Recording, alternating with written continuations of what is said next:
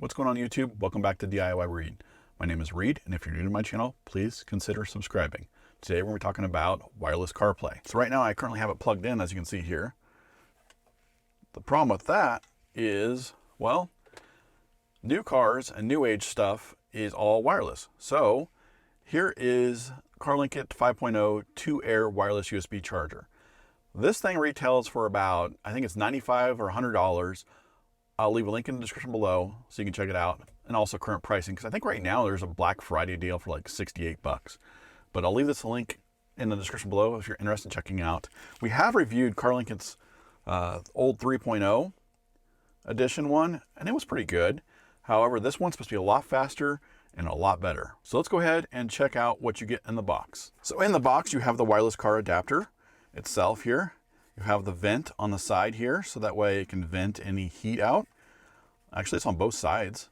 And then you have a USB-A adapter on one side and a USB-C adapter on the other side. So that way you're able to, you'll notice once we get further into this, but you can utilize both depending on what your vehicle uses. And then further in the box, you have a USB-A to USB-C cable, as well as a USB-C to USB-C cable.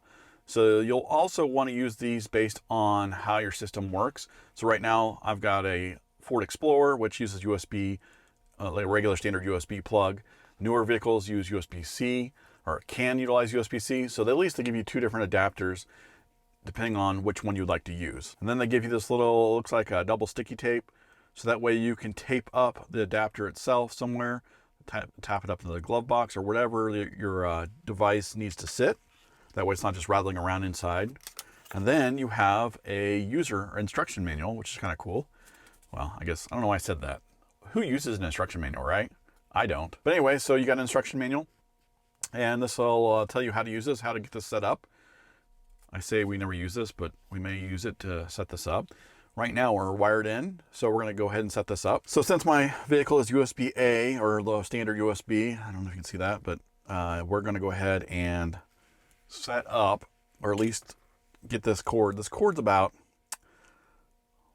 7 or 8 inches long, maybe 10 inches long. I'm far off. It's probably more like 10 to 12 inches long here. But so we're going to plug this into the device itself via USB-C, and then we're going to plug the other end. We're going to unplug my cable, my lightning cable, and then we're going to plug in to let it boot up. I think it's got a little time to let it boot up. You'll notice it's pink right now. So we're going to try, see, well, it's not booting up yet. It might take a little bit to boot up originally. So I will say that I had to connect to the Wi-Fi AutoKit 7A, and now the instructions say to connect to 192.168.50.2. It looks like we may have to update. So now I am faced with this, and we're going to put in the car brand here. So now we're updating. So we did a check for update, and it's updating the firmware. I think that's our problem here. Probably says it in the manual, right? Or the instructions that we didn't read. So there it's updating still. It takes a little bit of time. About halfway through. It's been about a minute maybe. It's not too bad. So now it says success, closing in 3, 2, 1. Update succeeded. So I'm assuming it's going to reboot. Still pink. Now we're going to go to our Bluetooth here and find AutoKit. And then it's going to say, do you want to use CarPlay? Oh, I agreed to that. Now it should bring us to, please use your phone to connect to Bluetooth. There it is, reads iPhone. We're already connected. Boom, connecting right now. Now we're connected. Let's see how fast. Oh my gosh, yes. This is fast now. A lot faster than 3.0. So, yeah. I think that this is pretty good. Let's see here. You can get music. Got my music before it plays. I don't want it to play. Obviously, this is as fast as having it wired. So let's see how fast it well, let's see real quick here if it'll use my, if I use my controls. Yep. volume up, obviously, is not gonna matter. So I can still use my controls, so that's cool. But this allows us to go. See all my audiobooks. So now it's wireless. Every time I get in my vehicle, I will have wireless CarPlay, and I don't have to plug it in. Let's see how quick it connects. Shut my door here. Turn on the ignition.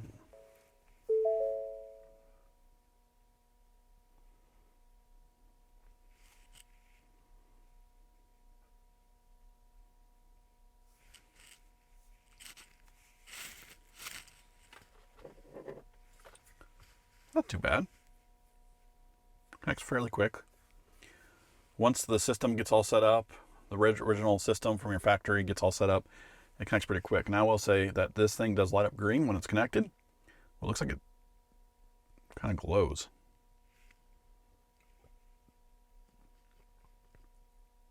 So to keep that in mind when you mount this or wherever you put this, it may be a distraction when you're driving.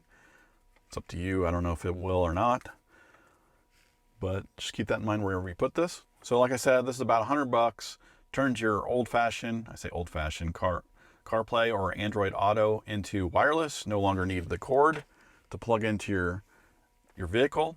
This works on every vehicle out there, pretty much. I think they said BMW not, and maybe Audi.